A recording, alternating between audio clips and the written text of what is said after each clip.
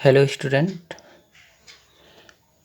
आज हम बात करते हैं विभव, इलेक्ट्रोड विभव तथा मानक इलेक्ट्रोड विभव के बारे में। पहले समझ लेते हैं विभव क्या चीज़ है। चलिए समझने की कोशिश करते हैं विभव के बारे में। किसी भी अनंत स्थान से बहुत ही अधिक दूरी से, जिसकी दूरी हमें ज्ञात न हो, उस स्थान से मान लेते हैं ये अनंत है, यहाँ पे कोई धन आवेश है। उस धन आवेश को उस वस्तु के उस बिंदु तक लाने में, इस बिंदु तक लाने में जो कार्य किया जा रहा है, इस धन आवेश को इस अनंत बिंदु से वस्तु के किसी निश्चित बिंदु तक लाने में जो किया गया कार्य होगा वो विभव कहलाता है। लिख सकते हैं, किसी अनंत बिंदु से वस्तु तक, अनंत बिंदु से वस्तु तक इकाई धनावेश को लाने में किया गया कार्य वस्तु का विभव कहलाता है। इसे कैपिटल ई द्वारा प्रदर्शित किया जाता है।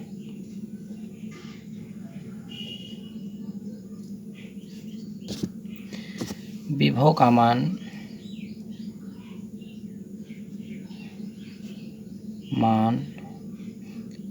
या मात्रक भी लिख सकते हैं,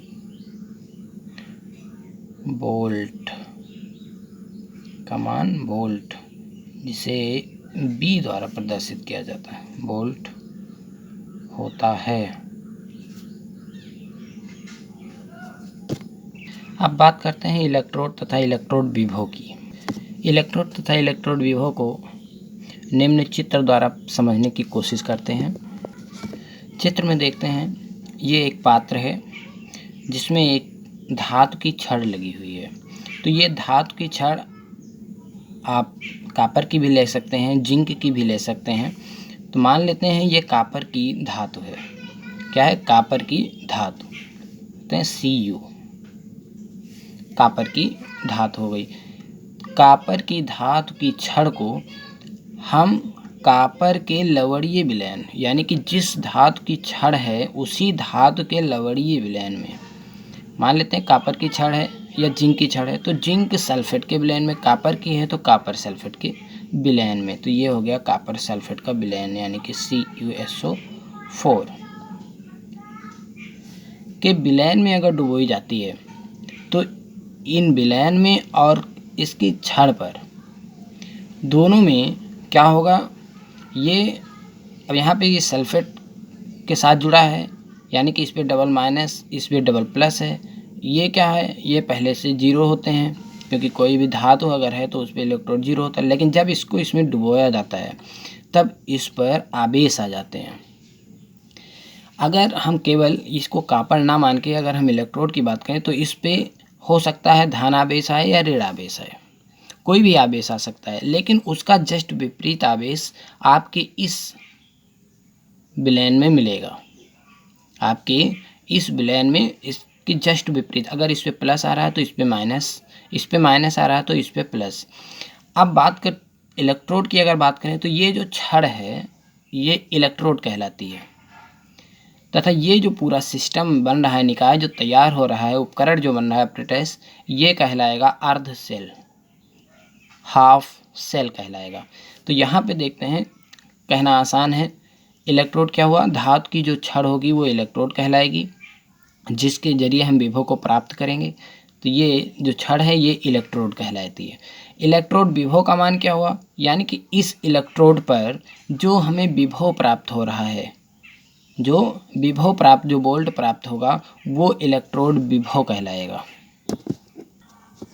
देखते हैं, जब किसी धातु की छड़ को उसी धातु की किसी लवणीय विलयन में, कॉपर की धातु है तो कॉपर सल्फेट में, जिंक की धातु होगी तो जिंक सल्फेट में, फेरस की होगी तो फेरस सल्फेट में, विलयन में डुबाया जाता है, तो धातु की छड़ पर ऋण या धन आवेश आ जाता है। कॉपर की होगी तो रेड Zn की होगी तो प्लस, जैसा भी होगा आ जाते हैं। इसके विपरीत विलयन में भी समान मात्रा का विपरीत आवेश उत्पन्न होता है। अगर इस पे धन आवेश है तो जितने धन आवेश इस पे होंगे उतने ऋण आवेश इसमें होंगे। अगर इस पे ऋण आवेश है तो जितने ऋण आवेश इस पे होंगे उतने ही धन आवेश आपके विलयन में मिलेंगे। इसके बाद देख लेते हैं, किसी धातु के किसी लवण में डूबी हुई उस धातु की छड़, जैसे इसमें ये धातु की छड़ है तो ये क्या कहलाएगी, छड़ को इलेक्ट्रोड कहा जाता है तथा उस पर उत्पन्न विभव को इलेक्ट्रोड विभव कहा जाता है। अब ये इलेक्ट्रोड हुई तो इलेक्ट्रोड पे उत्पन्न विभव इलेक्ट्रोड विभव कहलाएगी तथा ये जो पूरा सिस्टम बन रहा है, उपकरण जो तैयार हो रहा है, उसको कहते हैं अर्ध सेल।